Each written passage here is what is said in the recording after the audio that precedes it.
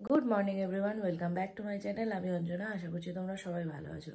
আজকে হলো 9 সেপ্টেম্বর, এখন বাজে 9:50 আর সৌরভ একটু আগেই বেরিয়ে গেছে দোকানে। তো সকাল সকাল মা রোদে দিয়ে দিয়েছে ভাদ্র মাসের যা কাজ, ভাদ্র মাস আসলে তো কাজ বেড়ে যায়। কাঁথা, তোষক, লেপ, কম্বল সব কিছু যা ছিল বক্স কাটেরগুলো খুলে দিয়েছে আজকে। তো অলরেডি একবার তুলে এনেছি, আবার কিছুটা তুলে আনবো। চলো, প্রচন্ড কড়া রোদ পড়েছে, তো চলো তুলে আনি। অনেকক্ষণ রোদ খেয়েছে, আর সারাদিন কি কি করছি তোমাদের সাথে শেয়ার করব, দেখতে থাকো ব্লগটা।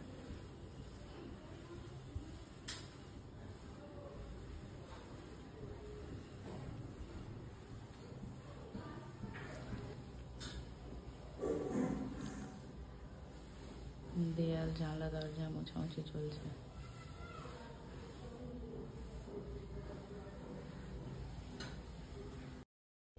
প্রথমবার আমরা টাম্বেল ড্রাই অ্যাপটা ইউজ করলাম, বেশ ভালো। কিছু ড্রাই ক্লিনিংয়ে দেওয়ার ছিল, কোয়াইট অ্যাফোর্ডেবল আমার মতে তো মনেই হলো, কারণ ওরা পিক আপ ড্রপ দুটোই করে।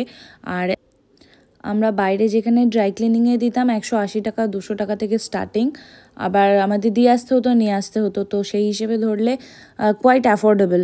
শুধু পাঞ্জাবিটা বেশি হেভি ওয়ার্ক ছিল বলে পাঞ্জাবিটা 350 টাকা নিয়েছে, কিন্তু প্যান্টটা 150 টাকায় নিয়েছে, ধুতিটাও মেবি 150 বা 200। ওখানে প্রাইস চার্ট রয়েছে, তো দেখেই আইডিয়া করা যায় কত টাকা লাগবে। সকাল সকালই ড্রপ করে দিয়ে গেছিলো, আর তারপরে আমি ছাদে সব কাঁথা কাপড় মেলে দেওয়া ছিল, সেগুলো তুলে আনা করছিলাম। তারপরে আমি রান্নাবান্না শুরু করে দিয়েছি, আর সৌরভ এখানে ছাতু খাচ্ছে। আর এখানে বাবা পাঠিয়েছিল হচ্ছে ইলিশ মাছ পাঠিয়েছিল একটা, তো সেটার মাছটা রান্না করিনি, ডিমটা ভেজেছি। আর এখানে কিছুটা আবার মাংসও দিয়েছিল, মাছের ঝোলও হবে, তো ওই জন্য আর ইলিশ মাছটা রান্না করিনি। আর এই কলমি শাকগুলো আমাদের ছাদে একটা টবেতে হয়েছে, কোনো সার দেওয়া ছাড়াই। আর আমরা বসাইও নি, অটোমেটিকই কীভাবে হয়েছে। কচুমুখি দিয়ে মাছের ঝোল হবে, কিন্তু একটা কচুমুখি কত বড় রকম, ওই জন্য সব ফালি ফালি করে দিয়েছি আলুর মতো। এই যে সেই ইলিশ মাছের ডিমটা বেশ বড় ছিল, মাছটা প্রায় মনে হয় 1 কিলো সাইজের হবে। তো ইলিশ মাছের ডিম ভাজার সময় পিস পিস করে দিয়েছি, তাহলে যাতে ভেতরে কাঁচা না থাকে। এই যে দুপুরের পরে ভিডিওটা করতে আমি পুরো ভুলেই গেছিলাম। সারাদিনে সেভাবে সকাল থেকে ভিডিও করতে পারিনি, কারণ কাজের চাপ। একবার ছাদে যাচ্ছি, জামা কাপড় তুলে আনছি আমার মা মিলে, আবার কিছুটা দিচ্ছি, আবার আকাশের অবস্থা কখনো মেঘলা করে আসছে এরকম।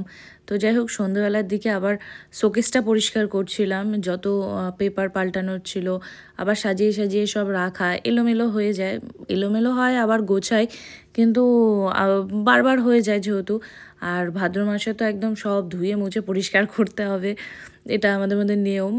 সবারই হয়, কিন্তু আমাদের মধ্যে আবার একটু বেশিই হয়, কারণ আমাদের তো রান্না পুজো আছে। আমাদের তাও বাছন, যাদের ঠাকুরের ভাত রান্না হয় তাদের আরও খাটনি। মানে তাদের বাড়িতেও যদি একটা কাঠও থাকে, সেই কাঠটুকুও ধুয়ে মুছে রাখতে হবে। তো আমাদের ঠাকুরের ভাত রান্না হয় না বলে একটু বাছন, অতটা খাটনি নেই, কিন্তু পয় পরিষ্কার এগুলো সবই করতে হয়। এটা সবার বাড়িতেই হয়। তো যাই হোক, সারা বছর তো আর এতটা করা হয় না, সারা বছর ওপর দিয়ে করা হয়।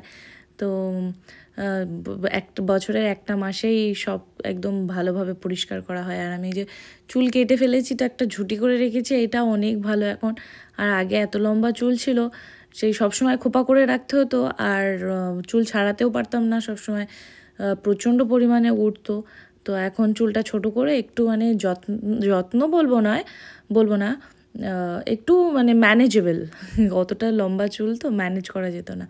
তো যাই হোক, এখানে আমি সব গোছাচ্ছি, আর গোছানোর সময় কত রাখি, মানে আমি এসে থেকে সৌরভ যত রাখি পড়েছে, সেই রাখিগুলো আমি সব গুছিয়ে রেখেছি। কাজল দিই, সঙ্গীতা দিই, টুকটুকি দিই, পিয়ালি, ওরা যত রাখি পুড়িয়েছে তত রাখি আমি রেখে দিয়েছি।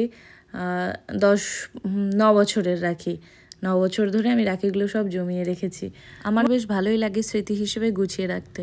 আর এতদিনের যা বক্স ছিল সব কিছুর, স্ট্রেটনার, কার্লার, ক্রিম্পার, তারপর হেয়ার ড্রায়ারের, সেই বক্সগুলো এত বছর গুছিয়ে রেখেছিলাম, এবার ফেলে দিয়েছি এবছর। যখন ফেলে দেবো মনে হয়, তখন ভাবি না রেখে দিই, কখন যদি কোনো কাজে লাগে বা দরকার পড়ে। তখন না পেলে তো সৌরভ চেঁচাবে।